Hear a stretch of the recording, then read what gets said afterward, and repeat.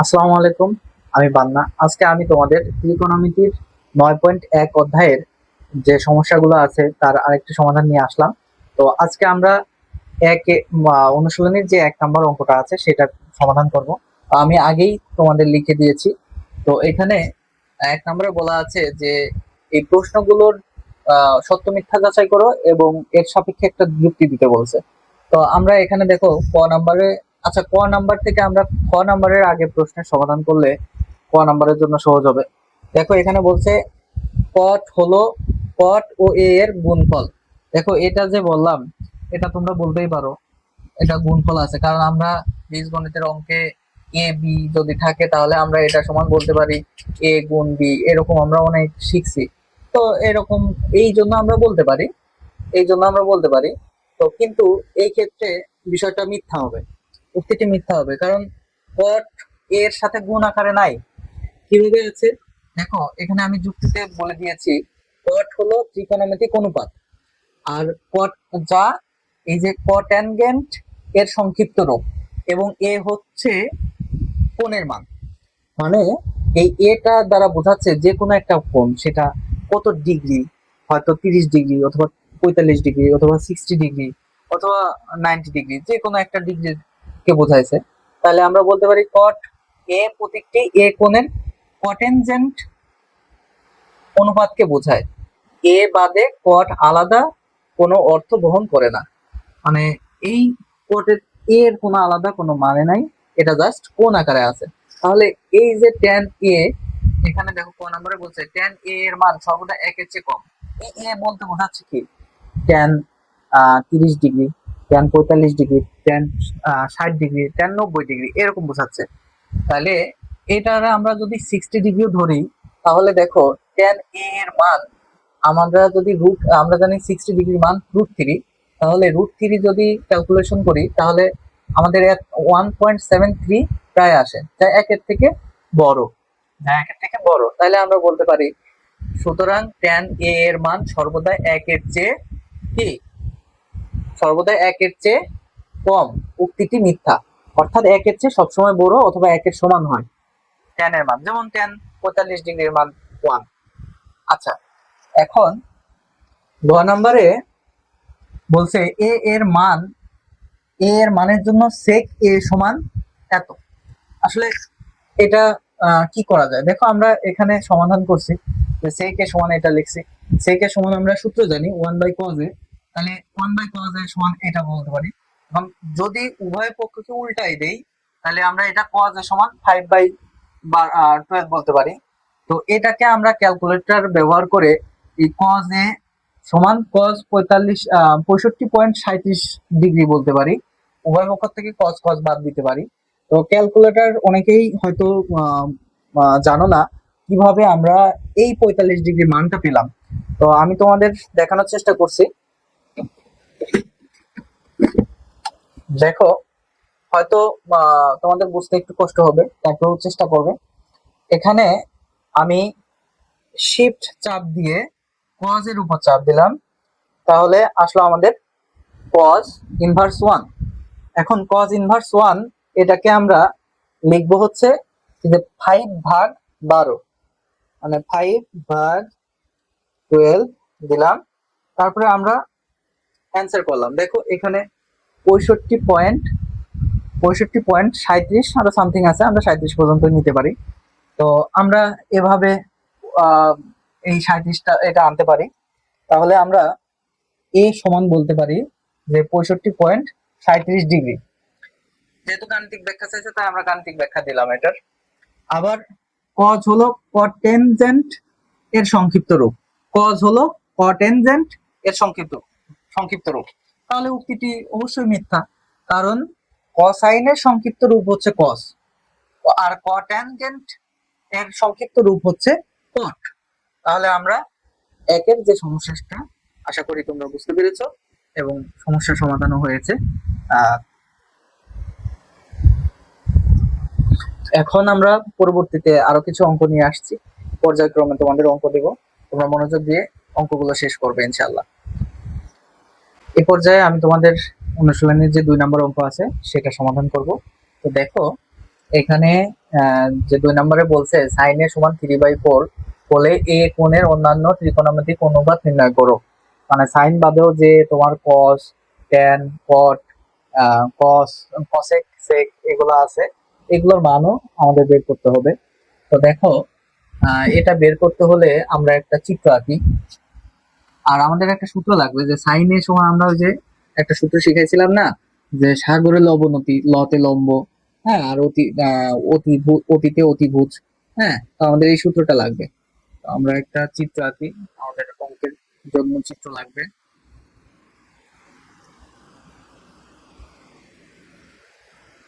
এটা নাম দিলাম এ, বি, এটা দিলাম সি, একটা নাম দিলেই হলো। তো দেখো, যেহেতু এ কোণ ধরছে, তাহলে আমরা এটারে একটা কোণ ধরি, এটা 90 ডিগ্রি আমাদের। তো এখানে দেখো, সাইন এ সমান 3/4। এখন আমরা জানি যে লম্ব বাই অতিভুজ, তার মানে উপরের এটাকে লম্ব ধরতে পারি, এটাকে অতিভুজ বলতে পারি।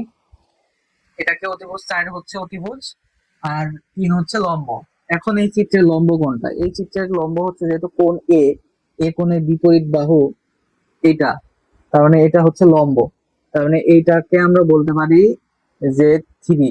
আর অতিভুজ তোমরা বুঝতেছো, অতিভুজ সবথেকে সময় বড় বাহুটাই অতিভুজ হয়, তাহলে 4। তাহলে আমাদের এই এ বির মানটাও বের করতে হবে, তাহলে আমরা সবগুলো ত্রিকোণমিতিক অনুপাতের মান বের করতে পারবো। তো আমরা ফার্স্টে বলি, দেওয়া লিখি যে দেওয়া আছে সমাধান।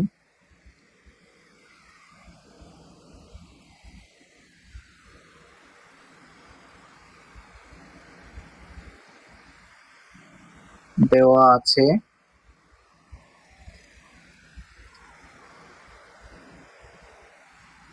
লম্ব সমান সমান 3, অতিভুজ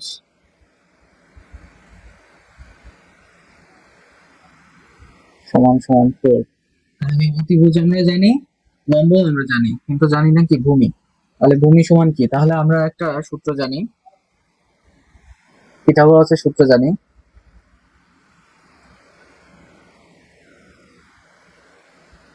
আমরা জানি, এবং পিথাগোরাসের সেই সূত্রটা হচ্ছে কি, অতিভুজ স্কয়ার সমান অতিভুজ স্কয়ার সমান লম্ব স্কয়ার প্লাস ভূমি তার হোল স্কয়ার। আচ্ছা, এখন যদি আমরা বের করবো কি ভূমি, এই লম্বটা যদি সমান সমানের এই পাশে নিয়ে আসি, তাহলে কি হয়ে যাবে, যে অতিভুজ স্কয়ার মাইনাস লম্ব স্কয়ার, আর শুধু থাকবে ভূমি, যেহেতু আমাদের ভূমি লাগবে। তাহলে এটাকে আমরা সরাসরি এইভাবে লিখতে পারি, ভূমি তার হোল স্কয়ার সমান, আচ্ছা লম্বর মান আমরা বসাই দিই, লম্ব আর অতিভুজ। তাহলে আগে আসবে হচ্ছে অতিভুজ। আচ্ছা, আমি একটু বিস্তারিত লিখি তোমাদের, অতিভুজ স্কয়ার প্লাস মাইনাস লম্ব স্কয়ার।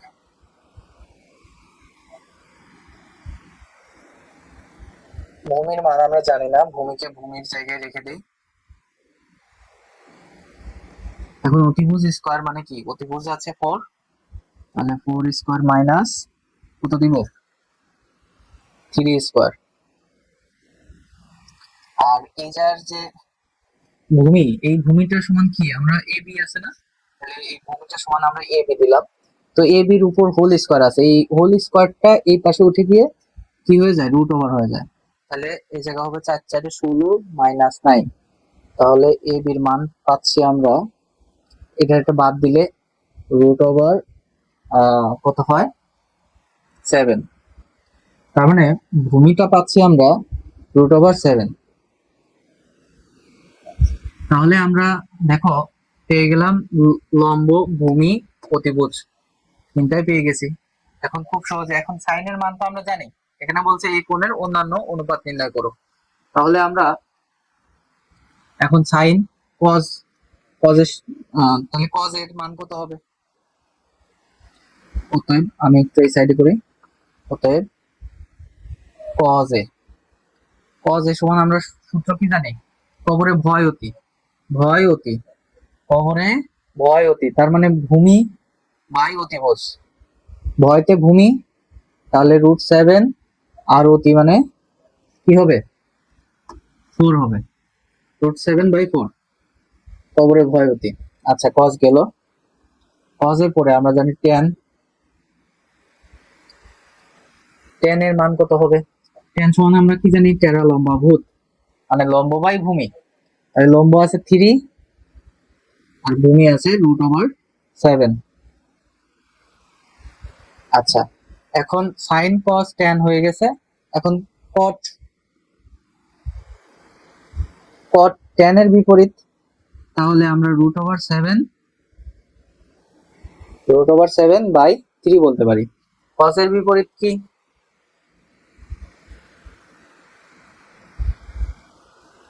সেক, সেকরে আমরা লিখতে পারি 4/√7। আর একটা বাদ আছে কসেক,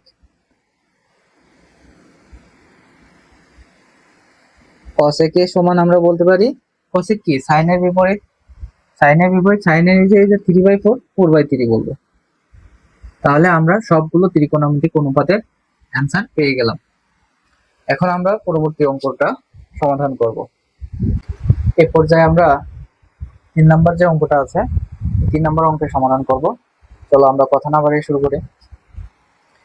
দেখো এখানে কট এর মান দেওয়া আছে, মান বের করতে হবে কি সাইনে, এবং সেক এর মান বের করতে বলছে। তো আমাদের এই সূত্রটা লাগবে, এই জন্য আমি আগেই লিখে রেখেছি। তো দেখো সমাধান,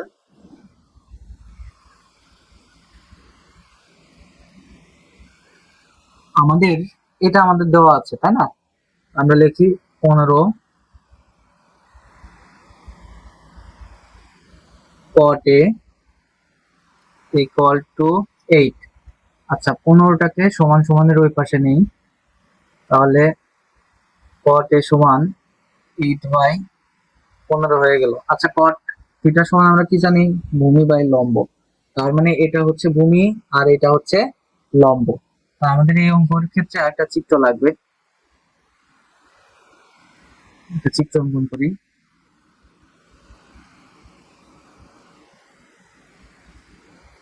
তো ABC নাম দিলাম, যেহেতু আমাদের এ কোণ, তাই আমরা এটাকে কোণ দিলাম, এটা 90 ডিগ্রি, এর জন্য আমরা এইভাবে দিলাম। আচ্ছা তাহলে আমরা বলতে পারি অতএব লম্ব, লম্ব সমান, তাহলে এটা কত, লম্ব সমান আমরা জানি, এই যে আমরা এখানে লিখে দিই, লম্ব সমান 15 আর ভূমি সমান 8। এখন আমাদের অতিভুজটা বের করতে হবে, তাহলে আমরা লম্ব সমান আমরা বলতে পারি, এখানে লম্ব দিয়েছি 15, ভূমি সমান 8, অতএব অতিভুজ কত, অতিভুজটা আমাদের বের করতে হবে। তাহলে আমরা একটা সূত্র জানি, ওই যে পিথাগোরাসের সূত্র, অতিভুজ স্কয়ার সমান, তো এই যে লম্ব, লম্বটার সমান কি বিসি, আর এবি হচ্ছে ভূমি, তাহলে আমরা বলতে পারি, আমরা জানি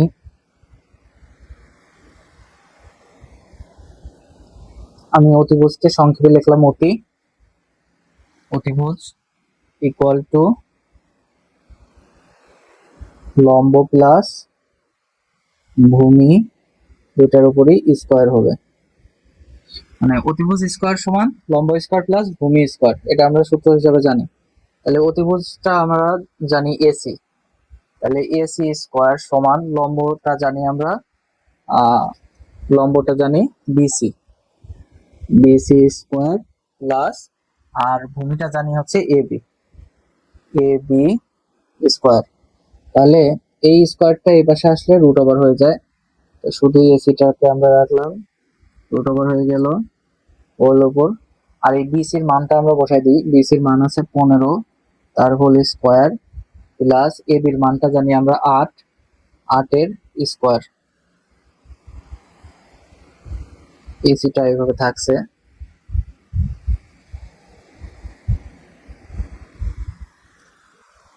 দেখো, এ পর্যায়ে আমরা এটা ক্যালকুলেশন করে আমরা এসির মান পেলাম হচ্ছে 17। তার মানে অতিভুজের মান পেলাম 17। তাহলে এই যে জায়গায় আমরা 7 দিতে পারি। এখন আমাদের বের করতে হবে কার মান? এই দুইটার মান। অতএব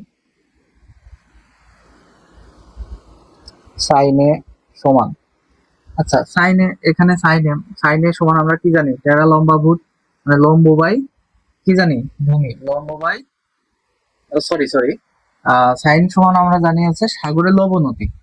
সাগরে লবনতি মানে লম্ব বাই অতিভুজ। হ্যাঁ, লম্ব বাই অতিভুজ। তার মানে লম্বটা কি আছে? 15, আর অতিভুজটা কি আছে? 17। সাইনের মান পেয়ে গেলাম।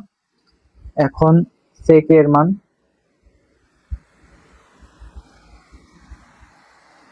সেকের মান হবে, সেকের মান হচ্ছে কি? অতিভুজ বাই ভূমি। তাহলে আমরা এই দুইটার মান সহজে বের করতে পারি সূত্র অনুযায়ী। আশা করি আশা করি তোমরা যে অঙ্কটা করলাম,